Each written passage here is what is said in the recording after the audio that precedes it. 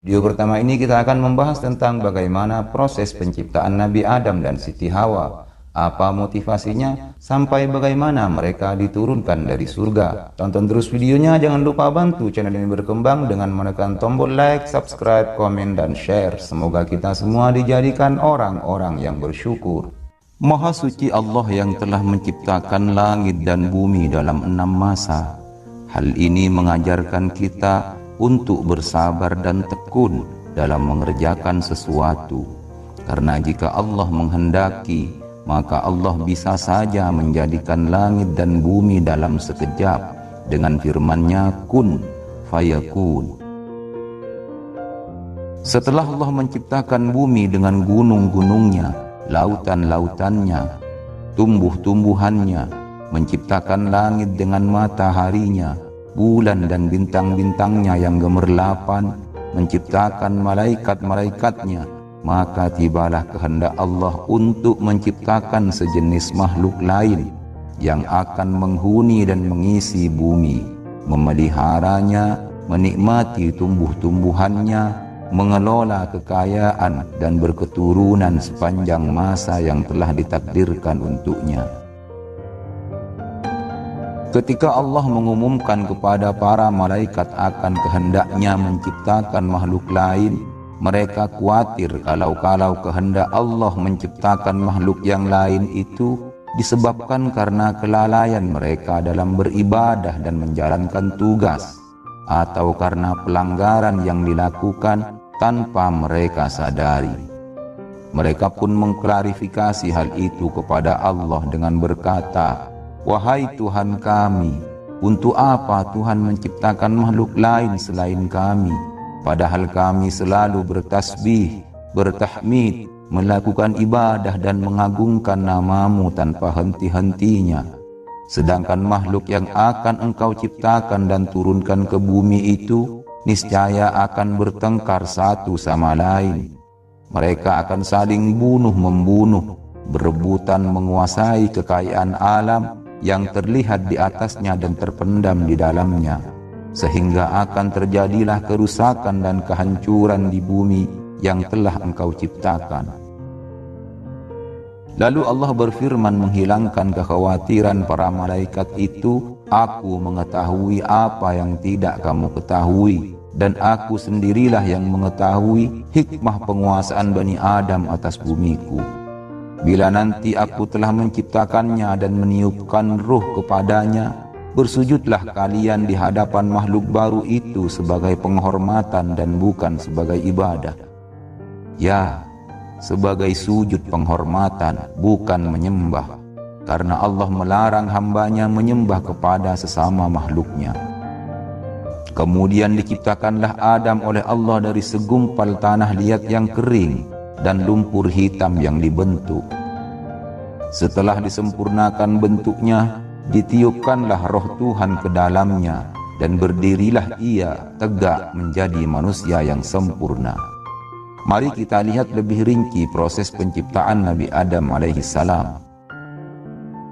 Setelah Allah memutuskan untuk menciptakan Nabi Adam, Ia memerintahkan Jibril alaihissalam untuk turun ke bumi guna mengambil segenggam tanah sebagai bahan dasar penciptaan tubuh Adam. Namun ketika Jibril hendak mengambil tanah dari bumi, bumi pun menolaknya lalu berkata, "Aku berlindung kepada Allah yang mengutusmu agar engkau tidak mengambil sesuatu dariku yang akan menjadi bagian dari neraka." Jibril yang takut pada kebesaran Allah dan tunduk kepadanya akhirnya tidak jadi mengambil tanah dari bumi. Ia naik kembali kepada Allah dan melaporkan bahwa bumi berlindung dengan namanya agar tidak diambil sebagai bahan yang akan menjadi bagian dari neraka. Kemudian Allah mengutus malaikat Mikail untuk juga turun ke bumi, mengambil segenggam tanah seperti yang diperintahkan kepada Jibril alaihissalam. Namun lagi-lagi bumi menolaknya sambil berlindung dengan nama Allah, dan Mikail pun juga tidak jadi mengambilnya. Kemudian Allah mengutus Israel untuk menggantikan tugas 2 malaikat sebelumnya. Bumi kembali berlindung atas nama Allah yang Maha Agung, Namun malaikat Israel tidak mempedulikannya dan mengatakan bahwa perintah Allah lebih utama untuk ditaati daripada sumpah bumi. Lalu Allah bertanya kepada malaikat Israel, "Wahai Israel, kenapa kamu mengabaikan perlindungan bumi kepadaku?" Israel menjawab, "Wahai Tuhanku, ketakutanku kepadamu lebih besar dan perintahmu lebih wajib aku taati." Dengan jawaban itu Allah memutuskan Israel untuk mengemban tugas sebagai pencabut nyawa. Setelah segenggam tanah didapatkan, kemudian atas perintah Allah Israel meletakkan tanah itu di depan pintu surga, tempat yang telah Allah pilihkan untuk memproses penciptaan Nabi Adam alaihissalam. Tahap selanjutnya adalah pengadonan. Allah memerintahkan malaikat Ridwan untuk mencampur tanah itu dengan air keselamatan. Lalu Allah memerintahkan Jibril untuk mencampurnya dengan tanah putih yang diambil dari inti bumi, yang dengan tanah ini kelak Allah menciptakan para nabi dan utusannya di bumi. Setelah tanah itu dicampur dan diadon sampai menjadi tanah yang lengket, Allah membiarkannya selama 40 tahun sampai menjadi tanah yang keras. Dan dari tanah yang sudah kering itu, Allah membentuk jasad manusia pertama. Imam Ats-Tsa'labi menceritakan, setelah Allah menciptakan adonan itu, Allah menghujaninya dengan awan kesedihan dan kebingungan selama 40 tahun, dan kemudian menghujaninya dengan awan kesenangan dan kebahagiaan selama 1 tahun. Setelah 40 tahun dibiarkan mengering, jasad Adam lalu diberi pendengaran, penglihatan, hati, dan organ-organ lain yang diperlukan dalam kehidupan. Inilah bukti kebesaran dan kesempurnaan Allah. Maha suci Allah sebaik-baik pencipta. Tabarakallahu ahsanul khaliqin. Selain organ-organ tubuh yang telah disebutkan, ada organ tubuh lain yang diciptakan Allah secara istimewa, karena organ itu adalah amanah dari Allah sang penguasa langit dan bumi. Organ itu adalah kemaluan. Ketika Allah menciptakan kemaluan Adam, Allah berfirman, "Ini adalah amanahku untukmu. Janganlah sekali-kali engkau letakkan amanahku ini kecuali ke dalam haknya." Karenanya kemaluan ini harus dijaga, jangan sampai terjadi penyalahgunaan yang tak sesuai dengan tuntunannya. Rasulullah pun menitik beratkan penjagaan atas kedua organ tubuh yang menjadi penyebab hampir semua terjadinya kemaksiatan pada manusia, yaitu mulut dan kemaluan. Ibnu Abbas meriwayatkan bahwa ketika jasad Adam masih berupa tanah kering, datanglah iblis dan memukul perutnya. Tempat pukulan iblis itu kemudian menjadi pusar. Iblis ingin tahu apakah ada lubang di perut Adam atau tidak. Setelah tahu ada lubang di perut Adam, lalu iblis melihat ke dalam tubuh Adam dan memeriksa semua organ tubuhnya di bagian dalam dan luarnya, sehingga nanti setan-setan bisa memasuki tubuh manusia dan berjalan mengikuti aliran darahnya. Namun ada satu organ yang tak bisa iblis periksa, yaitu hati. Ia terhalang untuk melihat hati Adam karena itu adalah wilayah Allah. Tak ada yang bisa mengetahui isi hati seseorang kecuali Allah Subhanahu wa ta'ala. Sebelum jasad Adam disempurnakan dengan meniupkan roh ke dalamnya, Allah menguji dua elemen yang ada di dalam diri Adam, yaitu akal dan nafsu. Ujian ini dimaksudkan agar manusia memahami fungsi, tata cara menggunakannya, dan bagaimana cara menaklukkan keduanya. Ujian pertama dilakukan kepada akal. Allah menyuruhnya untuk berbalik dan menghadap. Akal pun langsung berbalik mengikuti perintah Allah. Lalu Allah bertanya, "Siapakah aku dan siapakah kamu?" Akal menjawab dengan segala kerendahan hati, "Engkau adalah Tuhanku dan aku adalah hambamu yang lemah." Lalu Allah memberikannya kemuliaan karena ketundukannya terhadap perintah Allah. Setelah itu giliran nafsu yang diuji. Allah memerintahkannya untuk menghadap, tapi nafsu diam saja. Lalu Allah bertanya dengan pertanyaan yang sama ditanyakan kepada akal. Siapa aku dan siapa kamu? Dengan sombongnya nafsu menjawab, aku adalah aku dan kamu adalah kamu. Akibat kesombongannya ini, Allah menghukum nafsu dengan memasukkannya ke dalam neraka Jahim selama 100 tahun. Setelah dikeluarkan dari neraka Jahim, Allah kembali mengulang pertanyaannya, siapakah aku dan siapakah kamu? Tapi nafsu tetap menjawab dengan jawaban yang sama pula, aku adalah aku dan kamu adalah kamu. Lalu Allah kembali menghukumnya dengan memasukkannya ke dalam lautan lapar. Ia dibiarkan kelaparan dan mengalami banyak penderitaan. Setelah dikeluarkan dari neraka lapar, Allah kembali bertanya, siapakah aku dan siapakah kamu? Lalu nafsu menjawab, engkau adalah Tuhanku dan aku adalah hambamu. Ternyata ia sudah sadar akan kelemahannya dan mengakui kebesaran Tuhannya. Ini menjadi pelajaran bagi kita bahwa jika ingin mudah mengalahkan nafsu, maka cara yang paling ampuh adalah membiarkan diri kita berpuasa, sehingga nafsu akan semakin lama semakin mengendur. Setelah jasad Adam sempurna diciptakan dalam bentuk yang mengagumkan dengan panjang 60 siku, memiliki 360 urat, 240 urat syaraf dan 12 persendian, maka tahap berikutnya adalah peniupan ruh. Allah meniupkan ruhnya ke dalam jasad Adam. Diceritakan bahwa ruh enggan untuk masuk ke dalam jasad Adam. Ruh berkata, wahai Tuhanku, bagaimana aku akan masuk ke dalam tempat yang begitu gelap? Allah menyuruhnya masuk sampai 3 kali, tapi ia tetap menolak. Kemudian ia masuk dengan cara yang sangat terpaksa. Lalu Allah berfirman kepadanya, seandainya engkau masuk dengan penuh suka hati, tentu engkau akan keluar dengan suka hati pula. Akan tetapi telah ada dalam ilmuku sejak zaman azal, engkau akan masuk dengan terpaksa dan akan keluar dengan terpaksa pula. Setelah ruh masuk ke dalam otak Adam, ia berputar-putar di sana selama 100 tahun. Kemudian ia turun pada kedua mata Adam, lalu keduanya bisa melihat. Adam bisa melihat jasadnya yang berbentuk tanah kering seperti tembikar.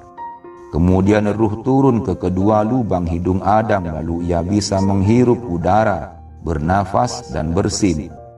Berikutnya ruh turun ke bibir dan lisan Adam, dan Allah memberikan ilham kepadanya untuk memujinya. Adam berkata, Alhamdulillahi Rabbil Alamin.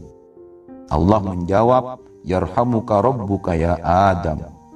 Doa ini untukmu dan juga untuk keturunanmu. Oleh karena itu, menjawab orang yang bersin hukumnya adalah sunnah. Diriwayatkan setelah Adam memuji kepada Allah, dia lalu berfirman, wahai Adam, untuk inilah aku menciptakanmu. Setelah itu ruh turun ke dada Adam, lalu ke tulang rusuknya dan ke perutnya, sehingga Adam bisa melihat ruh itu ketika beralih dari satu organ tubuh ke organ tubuh yang lain. Ketika ruh pindah ke satu anggota badan, maka anggota badan itu berubah menjadi daging, tulang dan darah. Setelah ruh sampai ke tumit Adam, dia tergesa-gesa untuk berdiri, tetapi dia tidak kuat untuk melakukannya. Lalu Allah berfirman, manusia telah diciptakan bertabiat tergesa-gesa. Al-Quran Surat Al-Anbiya ayat 37. Ketika ruh telah memasuki seluruh jasadnya, lalu Adam berdiri, bergerak dan bergoyang-goyang. Maka sempurnalah penciptaan Adam dengan seizin Allah, Zat yang mampu menghidupkan tulang-tulang yang telah hancur. Ketika ruh itu bersatu dengan jasad, maka timbullah hawa nafsu yang sebelumnya tidak dimiliki oleh tanah yang menjadi bahan dasar penciptaan Adam. Allah berfirman dalam surat Ali Imran ayat 14, Zuyyina linnasi hubbus syahawati minan nisa'i wal banina wal qanatiril muqantarati minaz zahabi wal fiddah wal khaylil musawwamati wal an'ami wal harth dzalika mata'ul hayatid dunya wallahu 'indahu husnul ma'ab. Dijadikan indah pada pandangan manusia kecintaan kepada syahwat, yaitu wanita-wanita, anak-anak, dan harta yang banyak berupa emas dan perak, kuda-kuda yang baik, binatang ternak, sawah dan ladang. Demikian itu merupakan kesenangan hidup di bumi, dan di sisi Allah lah tempat kembali yang baik. Ayat ini menunjukkan bahwa secara fitrah manusia memang diberikan keinginan atau hawa nafsu terhadap kesenangan dunia, termasuk kepada para wanita dan anak-anak. Namun satu hal yang perlu diingat, semuanya tidak dilarang selama tidak melanggar ketentuan Allah. Setelah Adam selesai diciptakan, Allah memerintahkan semua malaikat untuk bersujud kepada Adam alaihi salam. Maka semua malaikat pun bersujud kecuali iblis. Ia membangkang dan enggan mematuhi perintah Allah seperti para malaikat yang lain yang segera bersujud di hadapan Adam alaihi salam sebagai penghormatan bagi makhluk Allah yang akan diberi amanah menguasai bumi dengan segala apa yang hidup dan tumbuh di atasnya serta terpendam di dalamnya. Iblis merasa dirinya lebih mulia, lebih utama dan lebih agung daripada Adam, karena ia diciptakan dari unsur api, sedangkan Adam diciptakan dari tanah dan lumpur. Kebanggaannya dengan asal-usulnya itu menjadikan iblis sombong dan merasa rendah untuk bersujud menghormati Adam seperti para malaikat yang lain, walaupun itu merupakan perintah dari Allah Subhanahu wa Ta'ala. Melihat kejadian itu, Allah bertanya kepada iblis, apakah yang mencegahmu untuk bersujud menghormati sesuatu yang telah aku ciptakan dengan tanganku? Iblis menjawab, aku lebih mulia dan lebih unggul dari dia. Engkau ciptakan aku dari api dan engkau ciptakan dia dari lumpur. Jawab iblis. Ia lupa bahwa bersujud kepada Adam bukanlah semata-mata menghormati Adam, tetapi merupakan bentuk kepatuhan dan ketundukan kepada perintah Allah. Karena kesombongan, kecongkakan, dan pembangkangannya melakukan sujud yang diperintahkan, maka Allah menghukum iblis dengan mengusirnya dari surga dan mengeluarkannya dari barisan malaikat dengan disertai kutukan dan laknat yang akan melekat pada dirinya hingga hari kiamat. Di samping itu, ia dinyatakan sebagai penghuni neraka. Iblis dengan sombongnya menerima dengan baik hukuman Tuhan itu, dan ia hanya memohon agar kepadanya diberikan kesempatan untuk hidup kekal hingga hari kiamat. Allah pun mengabulkan permohonannya dan ditangguhkanlah ia sampai hari kebangkitan. Dengan karunia besar berupa jaminan akan terus hidup sampai hari kiamat, tidak lantas membuat iblis tersadar dan bersyukur atas karunia agung tersebut. Justru sebaliknya, ia mengancam akan menyesatkan Adam alaihissalam. Karena sebab beliaulah ia terusir dari surga dan dikeluarkan dari barisan para malaikat. Iblis juga berikrar akan mendatangi anak-anak keturunannya dari segala arah untuk membujuk mereka meninggalkan jalan yang lurus dan kemudian bersamanya menempuh jalan yang sesat, mengajak mereka melakukan maksiat dan hal-hal yang terlarang, menggoda mereka supaya melalaikan perintah-perintah Allah dan mempengaruhi mereka agar tidak bersyukur dan beramal soleh.